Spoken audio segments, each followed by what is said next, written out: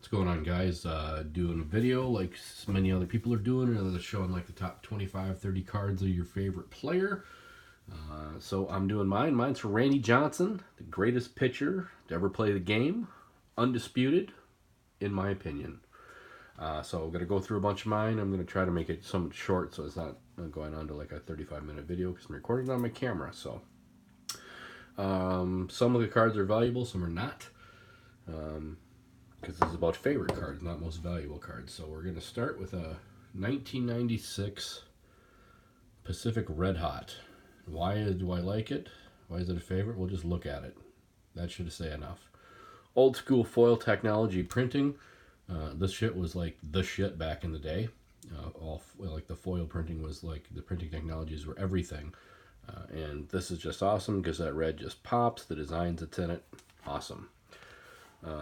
Another similar one, Pacific Prism. I'm going to go with the purple one, and this is the numbered variation. Why? Again, just look at it. Look at the purple. Look at the refraction. Just a super cool card. It's with the picture in Houston Astros jersey, which kind of sucks because he was only there for a short time, so I prefer him to be in the Diamondback or Mariner jersey, but undeniable cool card.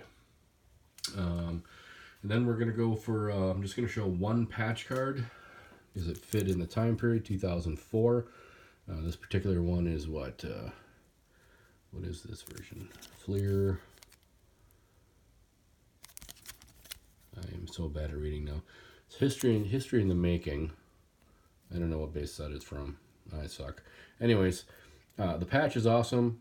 It's not quite logo, but it's got everything in it. Believe it is, yes, it's a numbered card, 37 of 50. So it encompasses everything that I like about a decent card. The design itself is pretty cool. You got a ballpark in the background. It's kind of like a 70s, 80s kind of a look to it in terms of the design. Limited, nice patch. It's what I like. And going back to printing technologies, I couldn't not have a Dufex card in here because Dufex printing was my absolute favorite back in the day.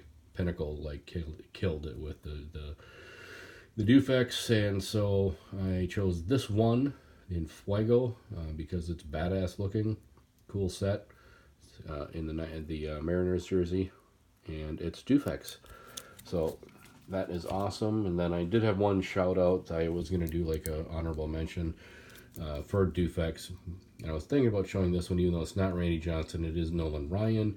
This is one of the very first Dufex cards. It was a case hit specifically for Nolan Ryan. It's the only one because it's like a tribute card, but it shows everything that's awesome about Dufex, and Nolan Ryan is kind of what got me into liking pitchers as opposed to hitters. And one of the downsides of having your number one guy, your PC guy being a pitcher, is he's not in a lot of the sets because a lot of sets focused on hitters. So this one is just super cool. It's not Randy Johnson, but it's Dufex, and it started my love for pitchers that throw the heater. And we've got a 2001 Beam Team. Why do I like it? It's got the refractor shine of tops. It's die cut. It's acetate. All those cuts in there. And this card is very much encompassing of what I like. I like a lot of the oddball type stuff, non-standard, different types of materials you print it on. It's serial numbered. And a lot of people like acetate. A lot of people that I know now like acetate, but the hobby itself doesn't really give much love to acetate cards. They, for years, were undervalued in terms of when someone made one. Next up, we've got a Aurora 2000 premiere date. Not much to the design, kind of basic, kind of old school looking pinstripes, but you got the serial numbering that Pacific used to do, premiere date type thing. Hard to find card. Just cool, like it. And there's going to be multiple probably tops in here because refractage is awesome, and gold label is like the pinnacle of it, since every card was a refractor in essence. This is one of the die cut gold versions. Excuse me, numbered out of 100. So it's die cut, one of my favorites. It's refractage, it's gold, it's serial numbered. Awesome stuff. And then we've got a 1990, is this 96 or 97? I can't read, 96 I think. Pinnacle Zenith, the diamonds, or the diamond, the club I should say. This is the version that does have the very tiny diamond in it. Again, something oddball because they're throwing in a diamond into it. Hard to get. Kind of a generic card at this point because it's all foil. Foil was now really moving into kind of a standardization of printing at that time, but it's still cool. And another Pacific. This one is one of the proofs, the numbered proofs out of 50.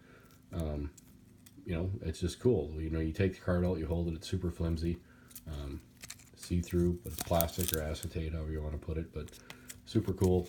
Love the proofs. I have all the variations of I've got the non-numbered, the numbered, and then from, I think it was from Tanner, I got the executive proof that doesn't have a serial number on it. Then we move into 2000 SPX. I think these are the Radiants, but why do I like it? There you go. All you need to do is look at it, understand why it's so cool. And where is it? Yeah, there it is. And it's serial numbered. Super cool. I mean, you just play with it in there, and you get mesmerized looking at all that. It's like hypnotic. Men are subject to being like distracted by shiny things. That's why we all love the shine. I'm going to do 2 for the next one because they're both kind of the same. Raves. Who doesn't like a good rave, right? 2 different years, different designs. This design here is kind of cheesy. Excuse me, I've been suffering from a cold right now. But parallels, cheap, serial out of a cheap card set. Serial numbers makes for a good collector type card. So two for there. And then we're going to move on to Bowman's Best, the old Fusion refractors, die cut. So it's refractor, it's die cut, it's numbered.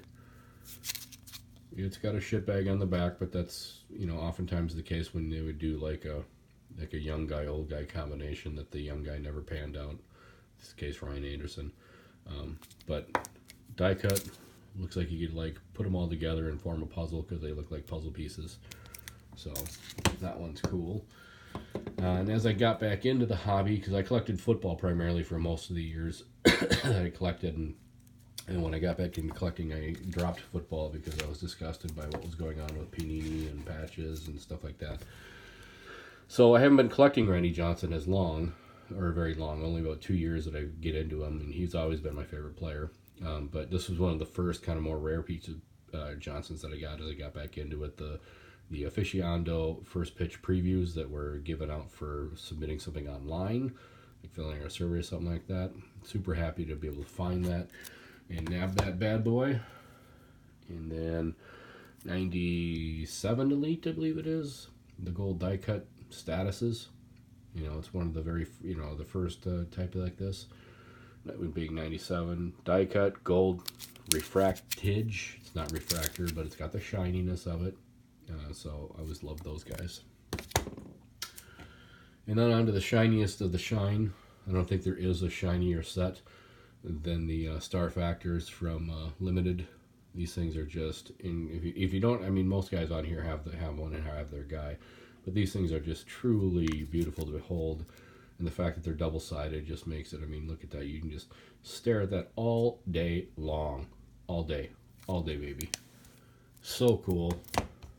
Would have been better if they were serial numbered. So then we'll move on to a very low cost set or a brand in Upper Deck Victory, but this is the gold parallel, numbered out at 25. It's the only version I have right now. I don't have any other, like the red or the other ones. It's the only one I found of Randy. But was super stoked to get that, and I had that on there. Especially since I've been able to get these in just the past 2 years. Then move on to one of my favorite sets, the Fractal Matrixes, both either the Fractal Matrix or the Fractal Materials, but this is the Diamond Access Blue of Randy Johnson, numbered out of 50. Awesome die cut, again, foil printing. And then we'll go into the Ruby This is the Spring Fling, the subset version of it. But again, why do I love it? All you have to do is look at the printing on it, and it's just, you can play with cards like this for hours and never get tired. Serial numbered out of 50. Awesome stuff. And we'll move on to probably the greatest set that's ever been made. Everyone's should be able to know what I'm talking about at this point before I even show the card. That's right, Crusades. This is the purple. I've got the green. I have not had a chance to buy the red. I've only ever seen one up online, and it's listed for like $3,500, which is ridiculous because there's not that many Randy Johnson fans out there. But this one I got super cheap. Mislisting, where the guy just put up 4 refractors, and when I showed this, I think I told everyone I got four refractors for like $18 or something like that. So in essence, this card costs $5 plus shipping, which was awesome. But these things are just the best looking cards I think that have ever been made. So awesome. And then we'll go to another one of the best sets ever, Metal. Precious Metal Gem.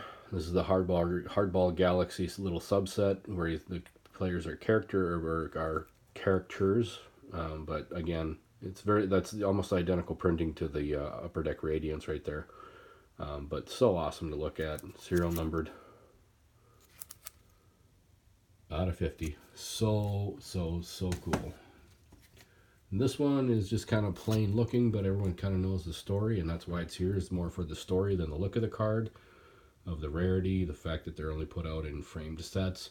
And then get this. I got this from... Who did I get this from? Mike Wires from the group? Someone from... I think that's who I got it from. So, very stoked to be able to add that to the set. And that he was even in the set. Because like I said, again, pictures are not included in a lot of the best sets. A lot of sets out there because of their pictures. This is probably my favorite card that I have of Randy Johnson. Because, again, as I said, I like oddball type stuff. This encompasses everything. The 98 Fractal Matrix wood card. So it's made of wood instead of regular, so that's why I like it, because it's different. It's die cut. This is the Z2 or Z20 parallel, the super hard one to get out of 20. It's just awesome. And I realized as I was pulling these cards out, I have the regular die cut version of this, and I just needed the plain undie cut, and it was up on eBay about 2 weeks ago, and I thought I had the regular version and I needed the regular die cut, and I didn't. I have the die cut, so I fucked that up and missed out on getting that one and completing it.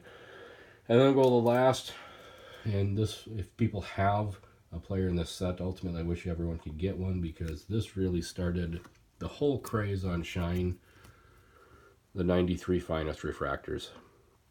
I never actually thought I'd own this card because those things go for like huge money, but it came up for auction about 1.5 years ago and went for a very reasonable amount, nowhere near what some of the ridiculous sellers on eBay ask for them. I think I got it for like $160, and the closest usually see is like $500, $600, $700, $800 type thing. So, but these are the very first refractors, super limited. I think they were they're only, was it 400 of each player, something like that, which back in 1983 was astoundingly small, but just awesome. It's refractor, it's the original. It's awesome stuff. So that's what I got for you guys. Again, I'd like to be able to have more better cards than some of the standards, but again, only been back into it for 2 years. That's what I've been able to amass so far, but that's what I got, and I'm just going to keep on going. And as you can see, this is my card desk where you can see my footballs in the back and the old school good players. I don't know if any of you guys like sorted your cards like that, because you had so many like shit bags that you needed to like try to separate them as to who may be good guys that you want to hold on to and who are the shit bags that you can kind of just not forget about forever, that sort of thing. So that's what I got, and hope you enjoyed watching the cards and look forward to seeing other people's videos. Thanks.